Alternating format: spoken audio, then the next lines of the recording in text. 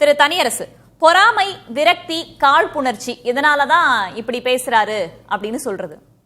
திரு உதயகுமார் அவர்கள் இந்த விமர்சனத்தை முன்வைக்கிறாரு திரு ஓபிஎஸ் மேல. இல்லம்மா, இப்ப அது நம்ம எல்லாத்துக்கும் தெரியும். புரட்சி தலைவி அம்மாவின் பெருநம்பிக்கையை பெற்றிருந்த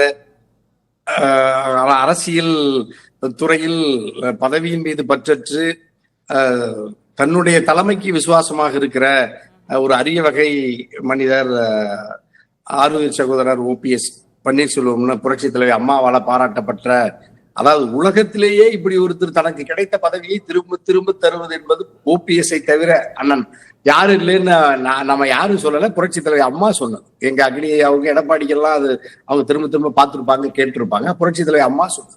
அப்ப புரட்சி தலைவி அம்மா 2 கோடி தொண்டர்களில் நம்பிக்கைக்குரிய ஒரு ஒரு ஒரு நட்சத்திர ஒரு ஆளுமை அப்படின்னா அண்ணன் ஓபிஎஸ் அப்படிங்கிறதுனாலதான் ஓபிஎஸ் தொடர்ந்து திரும்ப திரும்ப தனக்கு நெருக்கடி வருகிற பொழுதெல்லாம் வச்சு பேசலாம் திரு தனியரசு. ஆமாமா, அப்படிப்பட்ட ஒரு அண்ணன் ஓபிஎஸ் நீங்க வெளியேற்றியதே பிழையானது, தவறானது. அது நீங்க தொடர்ந்து அண்ணா திராவிட முன்னேற்ற கழகம் அல்லது எடப்பாடியின் தலைமையிலான இந்த அதிமுக தொடர்ந்து தோல்வியை தழுவி வருகிறது. அது மக்கள் வாக்காளர்கள் நம்மை புறக்கணிக்கிறார்கள் அப்படிங்கிறத அதிமுகவுக்கு திரும்ப திரும்ப எடப்பாடிக்கு நினைவூட்டிய பிறகும் கூட எடப்பாடியார் அதிமுகவின் பொதுச் செயலாளர் இன்னும் அவர் தன்னுடைய பாதையை அல்லது தன்னுடைய வியூகத்தை மாற்றவில்லை. ஆனால் அண்ணா திராவிட முன்னேற்ற கழகத்திலிருந்து வெளியேறிய பிறகு கூட அண்ணன் ஓபிஎஸ் அந்த அண்ணா திராவிட முன்னேற்ற கழகம், புரட்சி தலைவர், புரட்சி தலைவி அம்மா அவர்கள் கண்ட கனவை நனவாக்க அண்ணா திராவிட முன்னேற்ற கழகம் ஒரு இருதுருவ திராவிட அரசியலில் ஒரு ஒரு வலிமையான ஒரு பகுதியாக இருக்கிற அதிமுக ஆட்சி அதிகாரத்திற்கு வர வேண்டும். ஆகவே நாம் ஒன்றுபட்டு 2 கோடி தொண்டர்களும் திராவிட முன்னேற்ற கழகத்தின் ஆட்சி அதிகாரத்தை அகற்றிவிட்டு நாம் ஆட்சிக்கு வர வேண்டும் என்று ஒரு உயர்ந்த நோக்கத்தில் அண்ணா திராவிட முன்னேற்ற கழகத்தினுடைய நிறுவன தலைவர் புரட்சி தலைவர் எம்ஜிஆர், புரட்சி தலைவி அம்மாவின் கனவை நனவாக்க அதிமுகவை உயிருக்கு உயிராக நேசிக்கிற ஒரு கடைசி தொண்டனாகவும் முதன்மை ஆளுமையாகவும் இருந்த ஒரு நட்சத்திர முகமாக இருக்கிற அண்ணன் ஓபிஎஸ் விரும்புகிறார். இதுல என்ன குற்றம் இருக்க முடியும்? இதே அதிமுகவை கடந்த நாடாளுமன்ற தேர்தல்ல எதிர்க்கலையா? அதத்தான் இப்ப எங்க அக்னியை கேட்டார்ல, திரும்ப திரும்ப என்ன சொன்னாரு, அதாவது நீங்க 3 முறை முதலமைச்சரா இருந்தீங்க, அப்ப நீங்க கட்சியை கைப்பற்றுவதற்கு நீங்க ஒரு 40-45 மாவட்ட செயலாளர்களை தன்வசப்படுத்த வந்திருக்குன்னு வரல. அப்புறம் நீங்க சட்டமன்ற உறுப்பினர்கள் உங்களுக்கு இப்ப சரிபாதி வந்திருக்குன்னு வரவில்லை. இப்படி எல்லாம் சொல்லிட்டே வந்தார். பரவாயில்ல, அதையெல்லாம் இவரால் விலை கொடுத்து வாங்குகிற அளவுக்கோ அல்லது வேறு வசீகரிக்கிற அளவுக்கு அணிகளை சேர்ப்பது அவருடைய ரத்தத்திலேயே அண்ணன் ஓபிஎஸ் கிட்ட இல்ல. அவ்வளவு பலவீனமா இருக்கா என்ன அதிமுக உறுப்பினர்கள்? இல்லம்மா, அப்படி இல்ல. நான் ஏதாவது ஒரு வகையில வசீகரிக்கிற அல்லது அணியை உருவாக்குகிற பண்பே இல்லாத, கட்சியை மட்டும் நேசித்து தனக்கு என்ன லாபம் என்று கருதாமல் கட்சிக்கு என்ன லாபம் நம்முடைய உழைப்பால் என்றே கருதுகிற ஒரு அரிய வகை மனிதர் தான் நான் ஓபிஎஸ். அதிமுக சட்டமன்ற உறுப்பினர் அதுதான் இப்ப இருக்கிற அரசியல் யதார்த்த கல அரசியல் அப்படி இல்லை. தனியரசு ஐயாவோட கூடுதல் தகவல், ஐயா தனியரசு ஐயா மன்னிக்கணும், ஒரு கூடுதல் தகவல். 2021 ஒரு வாக்குல ஓபிஎஸ் இபிஎஸ் ஒருங்கிணைப்பாளர், இணை ஒருங்கிணைப்பாளர். அப்ப மரியாதைக்குரிய அண்ணன் ஓபிஎஸ் அவருடைய ஆதரவு நிலைப்பாட்டில் இருந்தவங்க சொல்றாங்க, 2 தலைவர்கள் வருகிறோம். எனவே மாவட்ட நிர்வாகிகள், நகர நிர்வாகிகள், ஒன்றிய நிர்வாகிகள் ஒரு குறைந்தபட்சம் 30-40% உங்களுடைய ஆதரவாளர்களை, ஓபிஎஸ் ஆதரவாளர்களை கொண்டு வாருங்கள், முதல் தர்ம யுத்தத்தில் உங்களோடு பயணித்தவர்களை கொண்டு வாருங்கள் என்று சொன்ன பொழுது கட்சி ஒன்னாயிடுச்சு, இனி நமக்கு எதுக்கு தனித்தனி இது வேண்டாம் அப்படிங்கிறார். அழுத்தம் அதிகமாகிற போது மரியாதைக்குரிய திரு எடப்பாடி பழனிசாமி சந்தித்து சொல்லுகிறார், இப்போதைக்கு வேண்டான, தேர்தல் முடியட்டும் அப்புறமா பார்த்துக்குவோம், ஒரு மாவட்ட செயலாளர், ஒரு ஒன்றிய நகர செயலாளர் கூட அப்படியே இருக்கட்டும், வேண்டாம் அப்படின்னு சொல்றார்.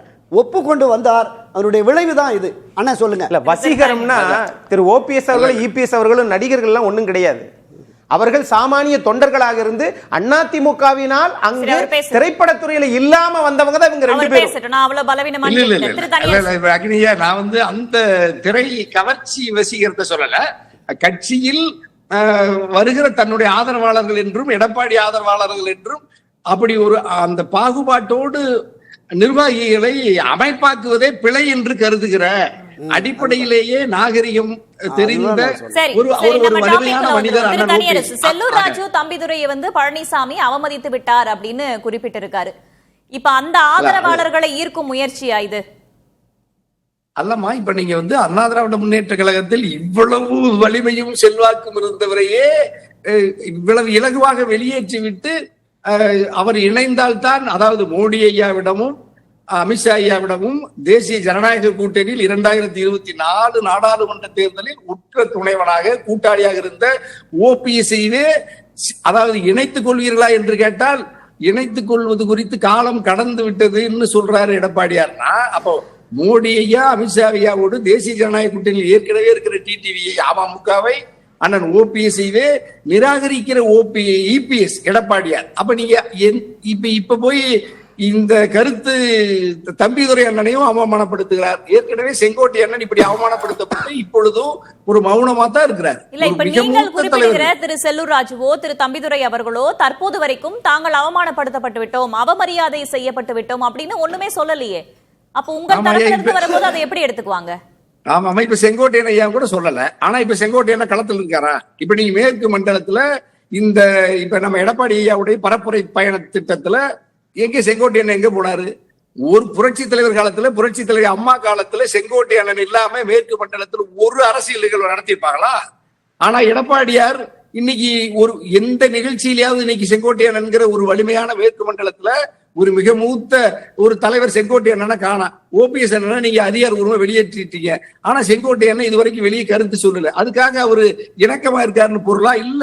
ஏன்னா நீங்க கட்சி பலகீனப்பட்டு இருக்கிறது, அதனால் இவர் தலைமை பண்பில் தகுதி. நீங்கள் குறிப்பிடுகிற யாருமே திரு எடப்பாடி பழனிசாமி அவர்களுக்கு எதிராக பொது வெளியில ஆமா நாங்கள் அவமானப்படுத்த விட்டோம் அப்படின்னு யாராவது சொல்லியிருக்காங்களா? இல்ல அவருக்கு எதிராக இல்ல ஒன்றிணையணும் அப்படின்னு யாராவது சொல்லியிருக்காங்களா? இப்ப எடப்பாடிக்கு இருக்கிற பலமே என்னன்னா, இது ஒரு மிகப்பெரிய அவருக்கு பலமே அண்ணா திராவிட முன்னேற்ற கழகத்திலிருந்து அவரை எதிர்த்து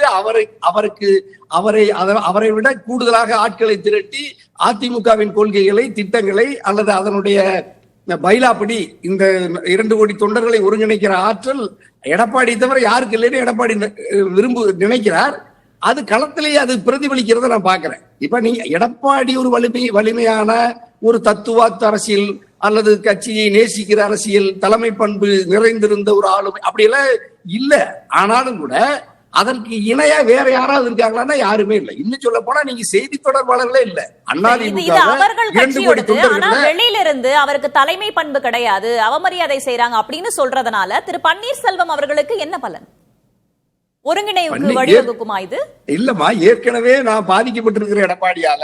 ஆகவே என் ஆறுயிர் சகோதரா செல்லூர் ராஜ் அவர்களே, புரட்சி தலைவர் அம்மாவின் பேரன்பை பெற்றிருந்த செல்லூர் ராஜ் என்ன மாவட்ட செயலாளர், அதே மாதிரி தம்பிதுரை என்ன புரட்சி தலைவர் காலத்திலிருந்து வளர்த்தெடுக்கப்பட்ட ஒரு அப்படிப்பட்ட ஒரு ஆளுமையே ஒரு வார்த்தை ஊடகவியலாளர்கிட்ட அவர் இது இன்னும் சொல்ல போனா இவராவது சட்டமன்றத்துலதான் இவருக்கு பயிற்சி இருக்கு. கொஞ்சம் ஒரு குறைந்த நாட்கள் தான் இவர் நாடாளுமன்ற பொறுப்பில் இருந்தார். அவர் நாடாளுமன்றத்தின் அவைகளையே நடத்துகிற தலைவராகவே இருந்தார். அப்படிப்பட்ட ஒரு ஆளுமையும் ஒரு தலைவரை சிறந்த நாடாளுமன்றவாதி தம்பிதுரை அண்ணனையே நீங்க அவமானப்படுத்துறீங்க. ஒரு வார்த்தை ஊடகத்தை சந்தித்து பேசுவதற்கே அதாவது இன்னும் சொல்ல போனா உடலை தொட்டு தடுத்து நிறுத்துறாரு. அப்ப நீங்க இதனால இந்த ஆதங்கத்தில் இருந்துதான் இது அவங்க வெளிப்படையா சொல்லல அப்படின்றது இங்க கவனிக்கப்பட வேண்டியதா இருக்கு. நம்ம தொடர்ந்து பேசலாம் திரு தனியரசு.